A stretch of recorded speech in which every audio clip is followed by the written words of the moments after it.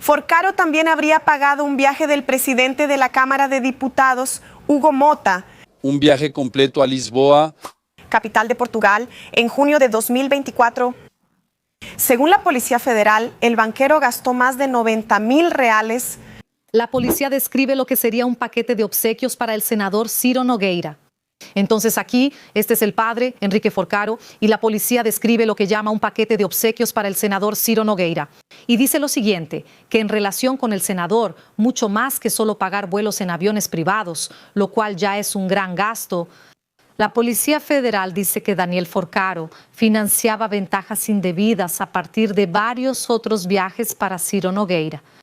Viajes para Ciro Nogueira. Daniel Forcaro pagando los gastos de Ciro Nogueira. No solo el vuelo, sino los vuelos y todo el viaje a París, gastos para viajes en París, Nueva York, Lisboa, y también para la ciudad francesa donde está esa famosa estación de esquí en los Alpes franceses, que de hecho fue un reportaje que publicó Piauí sobre ese viaje de Ciro Nogueira.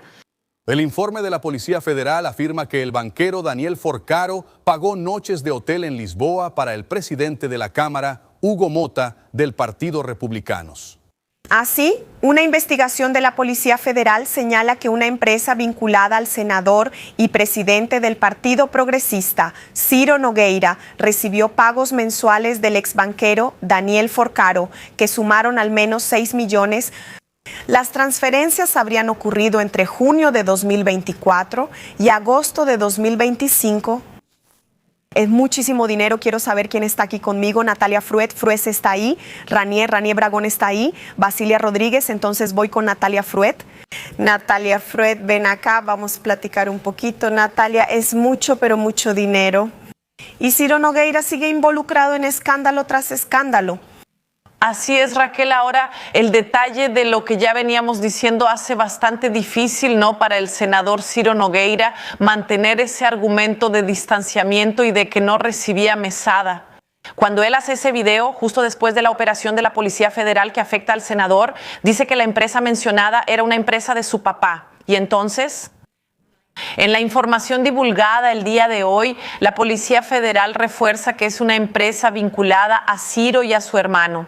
Y entonces, Raquel, ellos detallan la mesada, pero todavía estamos leyendo el documento. Yo lo tengo aquí abierto y a lo largo de estos últimos meses hemos estado hablando del tema. Algunos colegas de la prensa divulgaron imágenes de Ciro con Forcaro y es un verdadero álbum de fotos en el que el senador Ciro aparece con Daniel Forcaro en un restaurante donde la tarifa diaria es de $4,500 y dentro de un yate.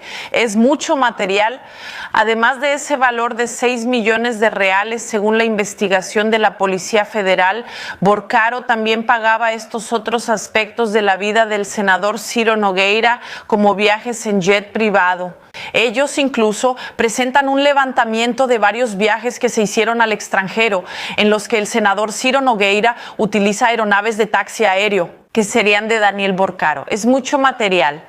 Hay un mensaje, Raquel, del senador Ciro Nogueira pidiéndole ayuda a Daniel Forcaro para hacer la reforma del departamento que él había comprado. Y que ahí, según la investigación de la Policía Federal, en realidad quien hace la donación del departamento es Daniel Forcaro para el senador, y ahí no. No conforme con esa donación, él todavía pide que Daniel Forcaro haga una reforma en el departamento para que su expareja pudiera vivir en ese departamento. Sí, con certeza. ¿Verdad? Yo dudo que algún abogado recomendara, si yo fuera su cliente, mi regreso a Brasil.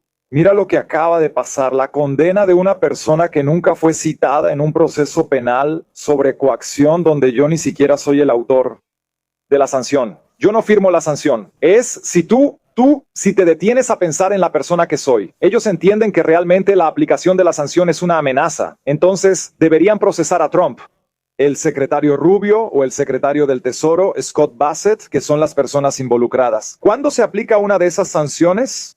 Y ciertamente esa cuestión va a reforzar mi condición de exiliado político. Voy a informar a las autoridades estadounidenses.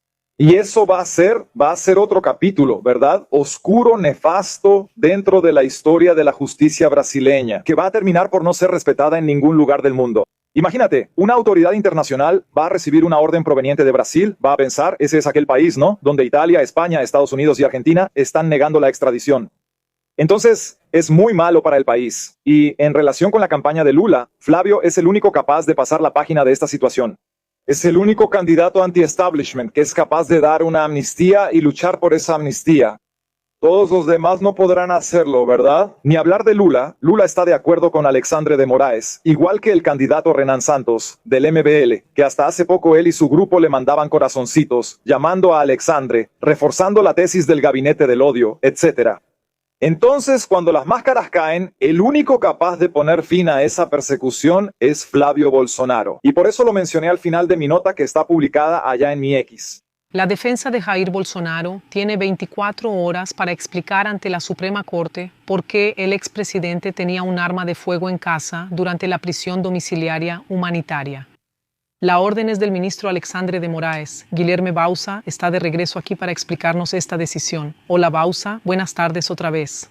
Hola Sadi, otra vez buenas tardes y a ustedes que nos acompañan en Globo News. Mira Sadi, esa arma fue incautada ayer alrededor de las 11:30 de la noche en una vía rápida aquí en el Distrito Federal, conocida como Pistão Norte, en la región de Itaguatinga, aquí en el Distrito Federal. El arma estaba en un vehículo que era conducido por el servidor Estácio Leite da Silva, quien trabaja como guardia de seguridad del expresidente Jair Bolsonaro. Él fue detenido en un retén de la Policía Militar del Distrito Federal y los policías identificaron un arma en el piso de ese vehículo, un vehículo modelo Honda Civic. Esa arma es una pistola Glock de 9 milímetros que fue encontrada dentro de ese vehículo. ¿Qué dijo el servidor, ese guardia de seguridad, Estácio Leite da Silva, cuando fue cuestionado por los policías militares? Primero, él se presentó como integrante del Gabinete de Seguridad Institucional. Y él dijo que estaba llevando esa pistola para hacerle una reparación, para arreglarla y que después la llevaría de vuelta a la residencia del expresidente Jair Bolsonaro. Devolvería esa pistola al expresidente Jair Bolsonaro. Y entonces, Sadi, hubo una contradicción en las declaraciones de ese servidor según la información de la policía militar. En un primer momento él dijo que esa arma estaba registrada en su credencial funcional, pero después admitió que el arma pertenecía en realidad al expresidente Jair Bolsonaro. Y entonces los policías hicieron una consulta a los registros oficiales del ejército y identificaron que el arma pertenece sí al expresidente Jair Bolsonaro. En un comunicado, la Policía Militar del Distrito Federal informó que 2 armas fueron incautadas en ese vehículo con ese servidor, una institucional con documentación y la otra sin documentación, esa arma que pertenece al expresidente Jair Bolsonaro, que según la Policía Militar constituye una conducta irregular. Hay varias cosas que me llaman la atención, entre otras. Primero, alguien como el expresidente Bolsonaro, en arresto domiciliario, tener un arma, el Bausa, explicó Ali, que informó que no estaba especificado en la decisión del ministro Alexandre si eso estaba permitido o no. Pero ya llama la atención que alguien que está en arresto domiciliario pueda tener un arma, ya que hay un esquema de seguridad incluso para proteger ese arresto domiciliario, incluso con revisión de los autos que entran y salen. Segundo, ese servidor que según una fuente que me pasó la información sería segundo sargento, ¿verdad? Es un sargento segundo que ya habría trabajado en la seguridad personal del entonces presidente Jair Bolsonaro hasta por lo menos 2023 y siguiendo las órdenes del coronel Cámara, que después fue condenado en la trama golpista. Él todavía trabajaba como personal de seguridad en ese momento, cuando aparentemente llevaría esa arma a reparar, algo así. Él estaba trabajando como seguridad del expresidente en arresto domiciliario. Alguien que está en arresto domiciliario también tiene seguridad trabajando a su servicio. Son explicaciones que también deben darse. Y eso me hace recordar otra cosa, no solo el caso de Roberto Jefferson, sino también el caso de la ABIN paralela y de la seguridad. Esos eran hábitos del entonces presidente Bolsonaro, que no confiaba en el esquema, en la infraestructura de seguridad que estaba a su servicio, como la de cualquier presidente. Tenía sus desconfianzas en relación al gabinete de seguridad institucional, desde la toma de posesión incluso y todo eso. O sea, hay muchas cosas ahí, me parece, que deben ser explicadas. Si es así, ¿por qué llevar un arma de ese tipo a reparación días antes de que termine el plazo de esa prisión domiciliaria humanitaria? Hay muchas cosas que deben ser explicadas.